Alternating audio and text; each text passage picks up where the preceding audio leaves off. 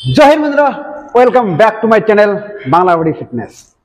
तो बंधुरा আমাকে অনেকজনে কমেন্ট করছেন যে যারা যারা পাতলা কি খাবারটা খেলে তাদের মনে কর শরীরে ওজন বাড়বে বা তারা মোটা হবে, এই মতো কমেন্ট আমার কাছে অনেকগুলো আসছে। তো বন্ধুরা আমি আজকে আপনাদেরকে শর্টকাটে বলি এই ভিডিওটার মধ্যে যে দেখুন যাদের ওজন কম, ওজন বাড়ে না, এত খাবার পরে ওজন বাড়ে না, তো তারা কি করবেন যে করলে আপনার ওজন বাড়বে। তো দেখুন বন্ধুরা আমি কয়েকটা আপনাকে ডায়েট মনে কর খাবারের কথা বলছি যেগুলো আপনারা ন্যাচারালি ফুডের মধ্যে পাবেন, আর এগুলো আপনারা খুব সহজে পেয়ে যাবেন বাজারের মধ্যে, আর এটার দামও খুব মানে একটু কোনোগুলো বেশি কোনোগুলো কম, আপনারা দেখবেন আপনার ওইখানটা কিরকম। তো বন্ধুরা আমি যে কথাগুলো বলবো আপনারা শুনুন, আর সেটা যদি ফলো করেন তো আমি এটা আপনাকে বলতে পারি যে আপনার ওজন কিছুটা হলেও বাড়বে, কিন্তু আপনাকে নিয়মভাবে এগুলো খেতে লাগবে আর চলতে লাগবে। তো বন্ধুরা প্রথম আসি বন্ধুরা আমাদের যে খাবারগুলো, তার মধ্যে আমি আসি প্রথমে ফুডের মধ্যে আসি। দেখুন বন্ধুরা ফুড বলতে কি ফলমূল যেগুলো আমরা বলি। তো প্রথম আসে বন্ধুরা কলা। দেখুন কলার মধ্যে এনার্জি কার্বোহাইড্রেট দুইটাই পাওয়া যায়, তো এটা ওজন বাড়ার জন্য খুবই মানে ভালো একটা ফল কলা আপনারা খেতে পারেন।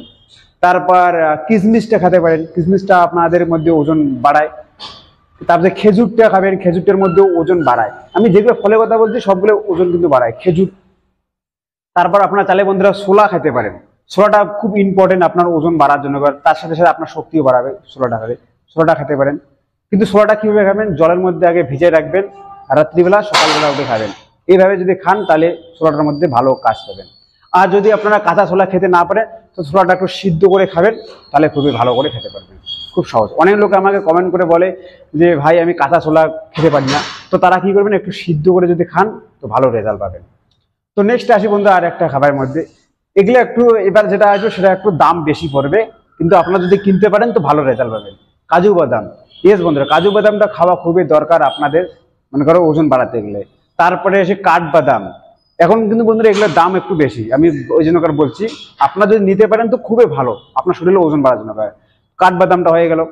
এরপরে বন্ধুরা আপনারা চাইলে আপেল খেতে পারেন, ওটা দাম বেশি।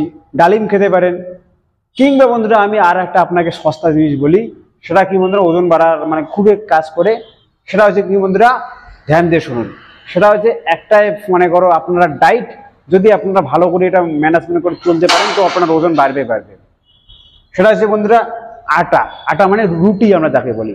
অনেক লোকে এটা ভাবে যে রুটি খেলে মনে করো ওজন বাড়ে না, কিন্তু রুটির মধ্যে মানে কার্বোহাইড্রেট তারপর ক্যালোরি সিস্টেম মানে একটু বেশি মাত্রায় পাওয়া যায় ভাতের থেকে।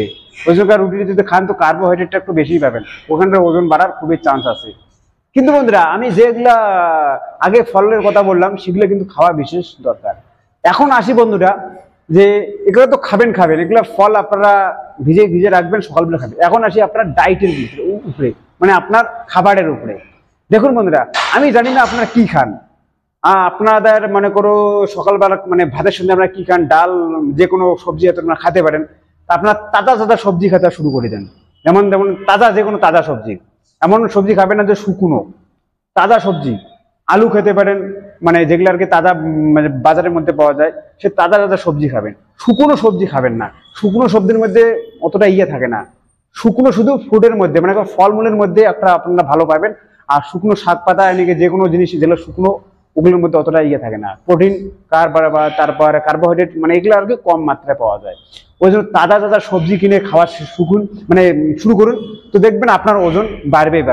তবে আর একটা কথা বলি বন্ধুরা, যে ডায়েট গুলো আমি বললাম যে ফলমূল গুলা, ওগুলো আপনারা কি করে বন্ধুরা সকালবেলা আর যদি চান পারেন তো রাত্রিবেলা এর মধ্যে খাবার চেষ্টা করুন। সকালবেলা সব থেকে বেস্ট হয়, ঘুম থেকে উঠার পরে বেস্ট। তো আপনারা যদি সকালবেলা খান আর রাত্রিবেলা খান, দুপুরবেলা খাবার কোনো দরকার নেই।